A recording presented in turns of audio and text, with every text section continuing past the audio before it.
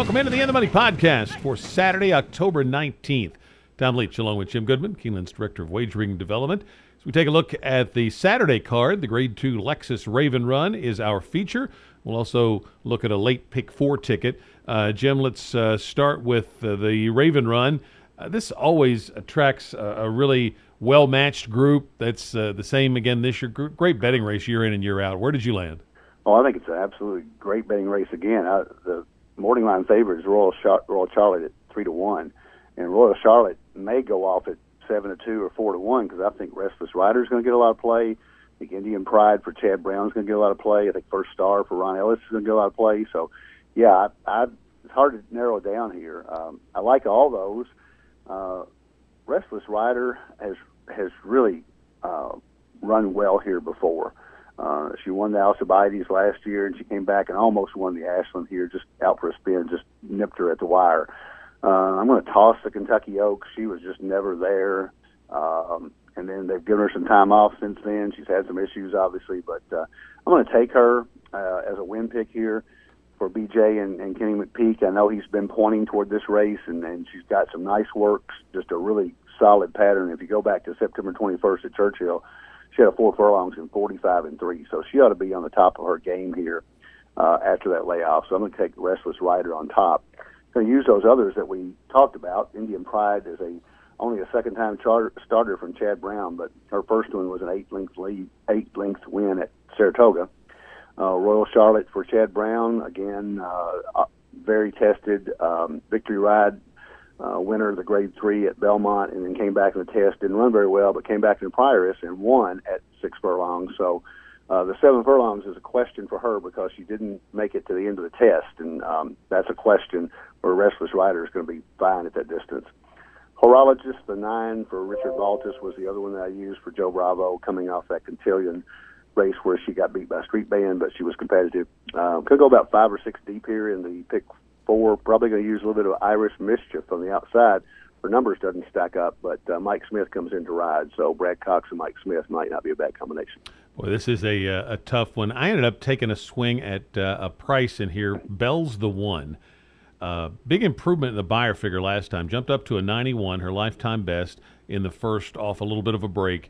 And the horse that beat her by 8 was Kofefi, who set a track record that day. And so I think this horse's last race is maybe a little better than it might look on paper. She's won here, and I think that there's enough speed to set it up to her to have a shot to finish late. Got to use both Chad Browns, Royal Charlotte, Indian Pride, who I'm not real wild about just the one start, but just in case she's that good, I got to throw that one in. I'm going to use First Star, making just her 3rd start for Ron Ellis. I think that's a little bit of an ask to do this in the 3rd start, but our first 2 have been awfully good. And then I'm going to use Horologist dropping out of the Grade 1 as well. And if I went deeper, I would add Restless Rider, but I'm going to play the hunch that she's not going to fire her best off the layoff and at one turn. But she certainly has it on class with these if she's at her best. So, Bell's the 1, the upset for me. Now, let's go back to the 7th and do the pick 4. We've got 2-year-old maidens going 6 furlongs in the 7th. Fillies and mares on the turf at a mile in the 16th. Non-winners of 3 allowance in the 8th. And then 5.5 furlongs on the turf to finish the card in the 10th. Non-winners of 1 other than a nice allowance. So, take me through your pick 4 ticket, Jim. Yeah, these are nice betting races as well. Only 4 deep in the 6 furlong maiden special weight with Hanson's Mischief, the 3, Gold Street, the 7, who would be my win pick. The 10, Mr. Monomoy. I got to take a relative of Monomoy's girl. First-time starter for Brad Cox, and Mike Smith rides that one as well. And then Grand Ombre for Al Stahl, just because Al Stahl gets him ready first-time starter. So the 12 horse, I don't like the 12 hole there, but I'm going to honor Mr. Stahl with putting him in there as well. So 3, 7, 10, 12. Second leg, I'm going to try to take a stand here with the outside horses. I think the 2 best horses in the race are Peru for Mike Maker, the 11, and Callio, the 12, for Brendan Walsh, who's been very hot this meet. So 11, 12, outside post positions. Got to work out a trip in a mile and 16th, but I think that these 2 are just better than the other horses in the race. In the Raven Run, I'm going to use 5 horses: Royal Charlotte the 1, Indian Pride the 3, Restless Rider the 6, First Star the 8, and Horologist the 9. So 1, 3, 6, 8, 9. And then I don't have a lot of money left. It's $20 a horse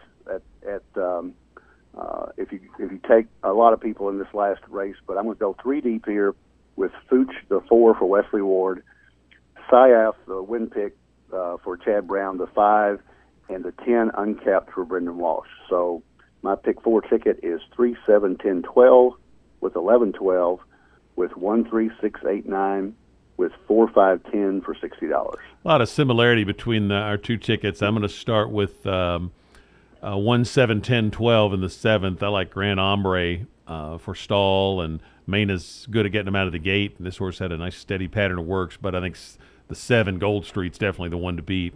But I'm going to use Mr. Monomoy and High Holy off some good works as well.